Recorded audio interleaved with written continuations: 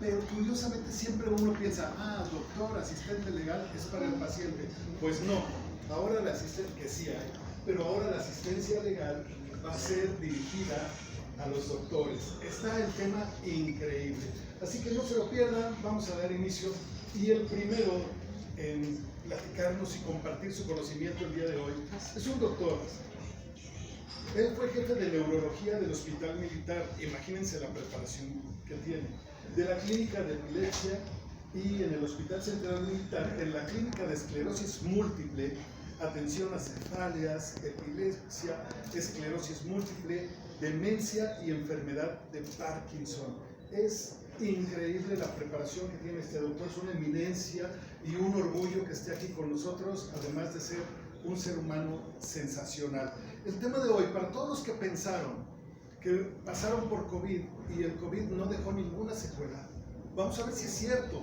El día de hoy el doctor nos va a hablar de las secuelas neurológicas por COVID-19. Y quiero que le den un aplauso y la bienvenida al doctor Arturo Contreras Marín. Bienvenido. Gracias por la invitación. Gracias a todos por estar acá presentes.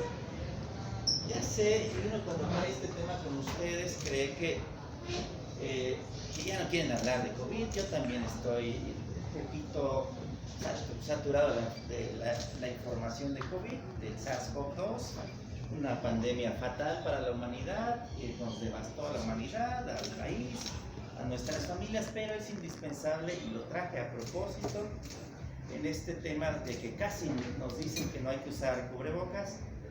Hay que seguir usándolo algún tiempo, necesariamente estar en lugares ventilados, porque el COVID-19 no es inocuo, tiene muchas secuelas en múltiples sistemas. En la parte que me corresponde, por ser neurólogo, bueno, veremos complicaciones de COVID-19 de tipo neurológico, pero ya no veremos aquellas complicaciones agudas de eventos cerebrovasculares, trombosis venosas cerebrales, trombosis de piernas que ocurrían cuando no había vacunas y cuando el virus era más reciente y no había anticuerpos ni suficiente inmunidad en el mundo. Ya no veremos esas. Ahora quiero decirles que sí, las vacunas cambiaron la evolución de la enfermedad, dándonos COVID no tan graves, sino síndromes post-COVID un poco más suaves, pero lo que no cambió es que deja algunas secuelas post-COVID que han dado a llamarse de distinta manera.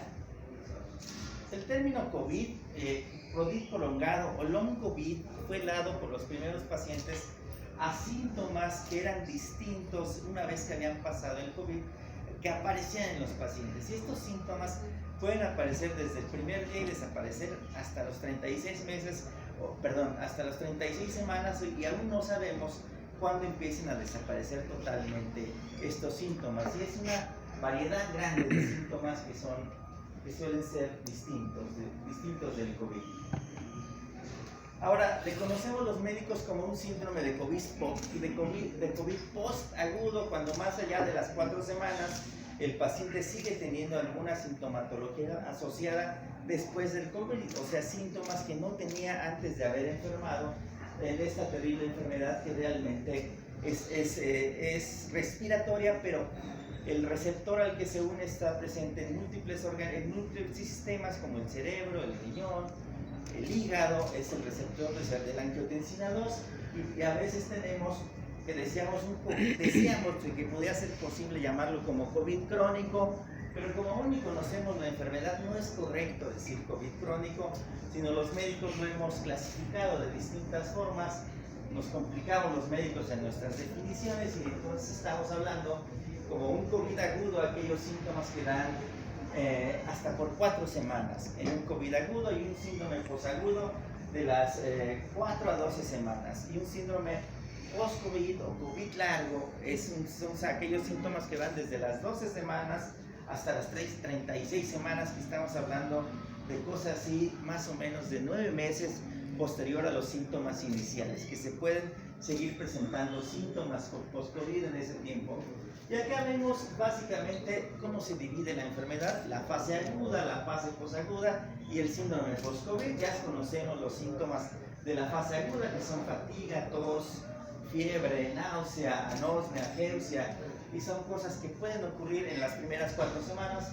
En algunos casos tendríamos tromboembolismos venosos, tromboembolismos cerebrales, fiebre y disminución de la saturación de oxígeno. Y el síndrome post-COVID, es decir, la fase postaguda, continúa la ageusia, mejoran los dolores, mejora la saturación, pero suele caerse el cabello en algunas ocasiones, que es fatal, también se cae el cabello, pero continúan en el síndrome post-COVID de las 12 a las 36 semanas, nos puede dar dificultad, debilidad muscular, que es muy frecuente, dificultad para dormir y cosas neuropsiquiátricas como ansiedad, depresión, anomalías en difusión en la resonancia magnética y también anomalías pulmonares, y principalmente los problemas de concentración y problemas de insomnio se continúan hasta las 36 semanas. Pero no solo eso, hay más síntomas neurológicos en el post-COVID, y acá vemos marcados en negro los que son neurológicos específicamente. Algo importante y mención especial para el deterioro neurocognitivo: los pacientes que tienen un COVID largo tienen algo que le llamamos niebla mental. Los pacientes cuando hablan tienen dificultad para encontrar las palabras o la situación apropiada o comprender cosas en textos de lectura, que es algo muy importante que tienen los pacientes que tienen un síndrome post-COVID. También hay falta de concentración, no logran entender textos o conversaciones coherentes cuando tenían un entorno normal antes de tener COVID. Hay dolor de cabeza, particularmente es muy especial la cefalea después de COVID.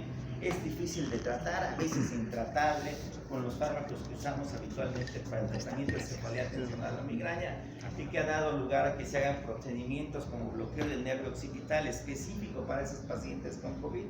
Y hay algunos pacientes que ni eso les resulta.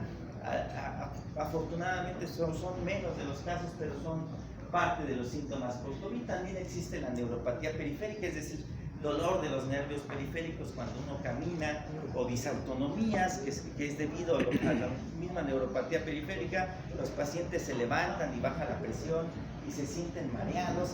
Y en pacientes adultos mayores, la sola presencia o persistencia de delirio, alucinaciones en casa post-COVID puede ser considerado como un síndrome post-COVID y no una demencia en sí. Hay necesidad de evaluar a esos pacientes de manera individualizada para poder, digamos, diferenciar de una demencia en evolución o un síndrome de un post-COVID largo. El resto de síntomas son distintos de los síntomas neurológicos.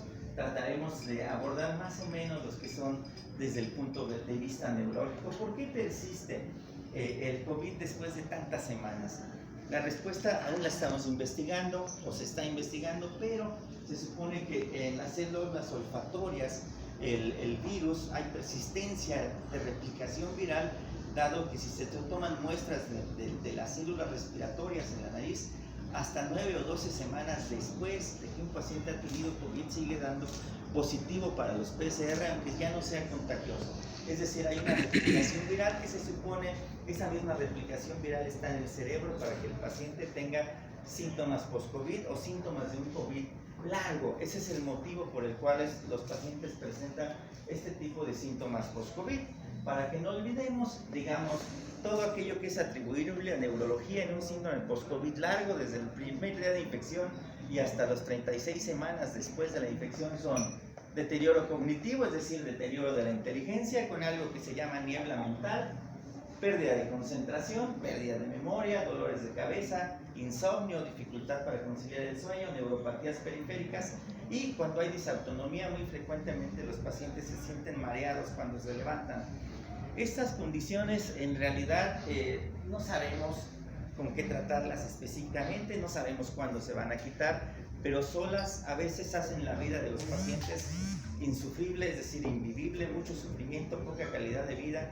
Así que sí es recomendable que acudan al médico para que intentemos tratar cada una de ellas como se trataban las enfermedades de este tipo si no tuviesen COVID. Es decir, se tienen que dar inductores del sueño, no hipnóticos, se tienen que dar antidepresivos, algunos betabloqueadores para tratar el manejo de la disautonomía, pero preferentemente sí hay que acudir al médico para que nos evalúe y nos dé una combinación de medicamentos que nos pueda ayudar a vivir esta fase de la enfermedad de una manera más normal, con menos sufrimiento y con mayor calidad de vida.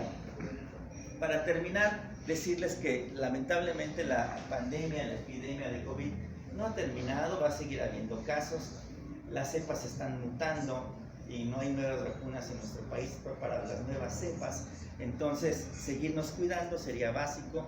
Yo recomendaría seguir usando el cubrebocas hasta el inicio de la primavera, seguir usándolo en concentraciones masivas o donde haya mucha gente, o donde haya mucha gente y no haya posibilidad de tener cubrebocas, tener lugares ventilados para evitar el contagio post-COVID. Estas son, digamos, las recomendaciones que se darían en el caso de que nos enfermásemos de COVID. Afortunadamente, como les comentaba, las vacunas sí hicieron un cambio, quizás no en la transmisibilidad de la enfermedad, pero sí en cuanto a los síntomas agudos del COVID. Eso sería todo de mi parte. Les agradezco su presencia para atendernos. En la actualidad tengo dos lugares donde les puedo atender, que son el Hospital Ángeles Metropolitano y el Hospital San Ángel y Chapultepec, lugares donde estoy más o menos hace aproximadamente 2 años. Muchas gracias.